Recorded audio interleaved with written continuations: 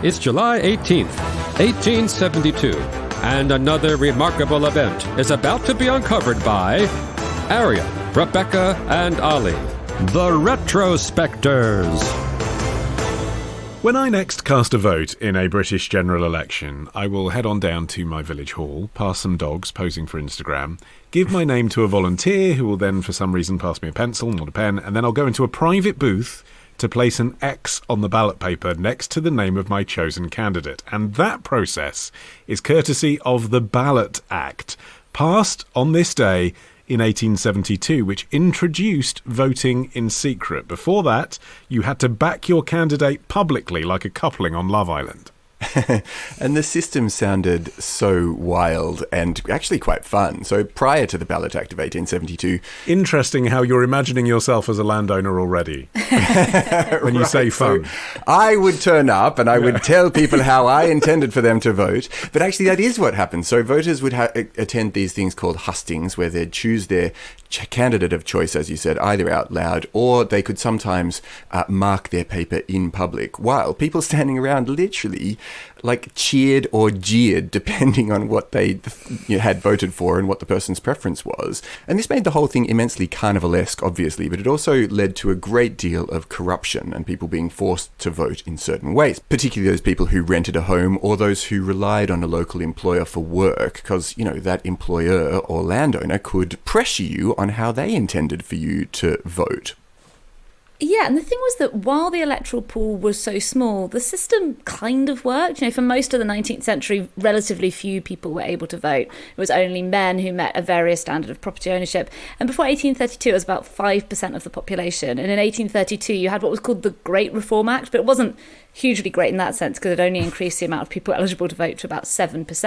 So if it was only you and a handful of other people, you're probably likely to be something on a peer system. You'd have the Lord of the Manor and smaller landowners, but you'd all sort of be members of roughly the same class. We do actually have an account as well in the Pickwick Papers by Charles Dickens of what such a proceeding would have been like. There's this band that's drowning out the speakers with its music, the rival factions jostling in the crowd, because although a small amount of people could vote, lots of people would turn up to see the candidates and cheer and jeer. And at the culmination, quote, a scene of struggling and pushing and fighting succeeded, to which we can no more do justice than the mayor could. I mean, part of the reason why it took such a long time to get MPs on board with secrecy was because people couldn't think of a good system for it. It's amazing how people who have been voted in by a corrupt system don't see that it's corrupt, isn't it? Right. Who'd have thunk? Well, they voted for me.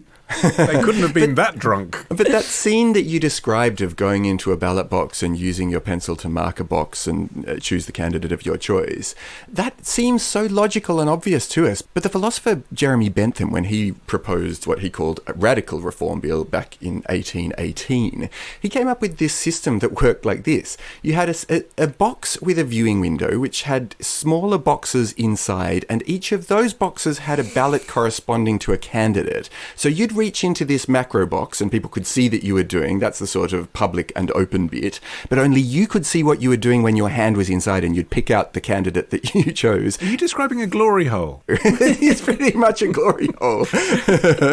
But the fact that seems like a sort of bizarre thing, but they just couldn't think of the simplicity of the system that we've ended up with today. Well, and here's the other thing, is that we look back and think, oh, but if you couldn't vote secretly, then your employer or your landlord might find out that you were voting against them. But for a lot of opponents of the secret ballot, their response would have been like, so? It wasn't seen as being a problem. To us, the idea that someone might be able to extort you in some way to vote in one particular direction seems like a massive flaw in the system. But to a lot of people then, it didn't. Because if you'd been raised in this mindset where voters were also community leaders, they would have been the leading men of your area, and so they should be open to scrutiny the way we think of MPs as being open to scrutiny. Yes. The whole idea of secret ballots was seen as sneaky and cowardly. And it wasn't a time when you talk about the British class system like we do now, kind of scornfully or wistfully, depending on your position, but as something of the past, or at least that's fading. It was the time when the British class system was how Britain worked. And so, the idea that you'd object to having the upper hand on your inferiors would be weird. It's like, well, what's the point of being superior otherwise? Have you been to the right school? Why shouldn't you be able to tell people what to do? Yes, the writer Anthony Trollope, when he described the difficulties of his Liberal campaign, which he ran in 1868, he tried to do it without sweeteners, and he wrote, "There was something grand in the scorn with which a leading Liberal there turned up his nose at me when I told him that there should be no bribery, no treating, not even a pot of beer." Basically, his supporters thought he was an idiot for even attempting to run a campaign in this way. So, it was just baked into the system. Well, also, it was something that the villagers would get from their local MP. I don't think we should diminish that. A night in the pub where they're covering the tab is a laugh, isn't it? If you are powerless in every other sense, this is the day where you feel like you've got some power. And why not take the hospitality? But they probably feel like, oh, it's a shame to see that ended. Well, this is an area where my country has a bit of a claim to fame, because Australia kind of got to secret voting first, at least around this time in our area of the world. And as self-government emerged in the 40s and 50s, elections were often causing riots. I guess, that doesn't speak wonderfully to the Australian character, but nevertheless, that's what was going on. And so as a result, the idea of using secret ballots grew pretty swiftly. And it began in what was then the colony of Victoria, and people used a blank slip of paper on which they could actually write anyone's name initially. And then in 1856, this amendment was made, which made the elections look much more like what we've got today, where the government printed candidates' names on it. And meanwhile, while Australia was pioneering the secret ballot, in England and Wales, at least, the picture was very different. So, as we touched on earlier, not only did you have to publicly state your vote to the returning officer, all of the votes were also recorded in a polling book, and those records could be printed in newspapers or even published in a book. Wow. Yeah, but there is a theory, isn't there, that by so doing, actually, you tend to vote more for the public good, because your vote's going to come back at you afterwards. And this is the thing, isn't it, about people being secret Tories.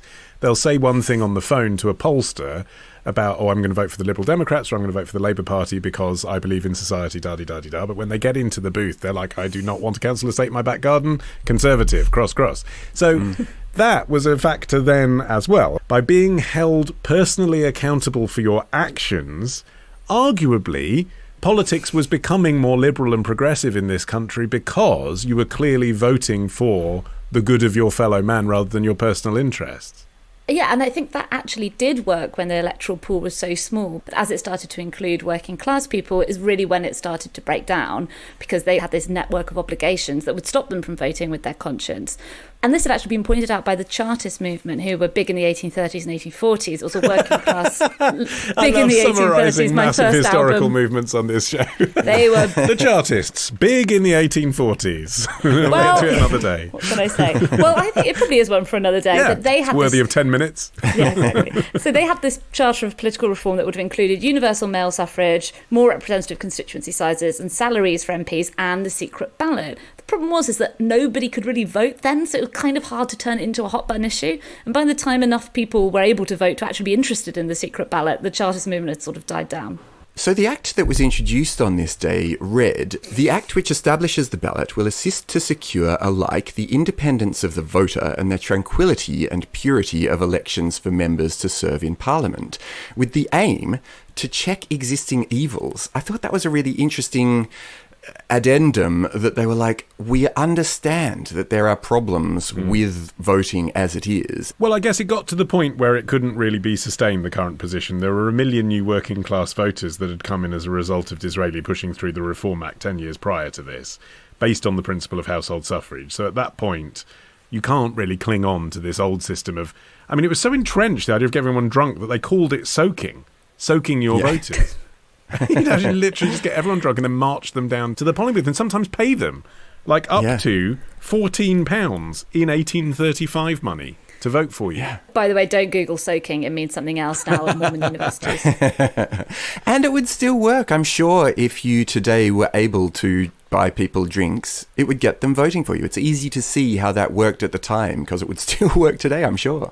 Well, and when the Ballot Act came into effect, observers did notice that. It was first used in the 1872 Pontefract by-election, and observers declared, quote, "They never saw a contested election in which less intoxicating liquor was drunk," which actually turned out to be a good thing, because they had to hastily adapt this schoolroom to have a separate entrance and exit for the whole secrecy thing, and they ended up knocking out a window and putting a wobbly wooden ramp down to the floor. So if everyone had had a few pints, I think that system would have broken down quite quickly. It would have just been a pile of people at the bottom of the ramp.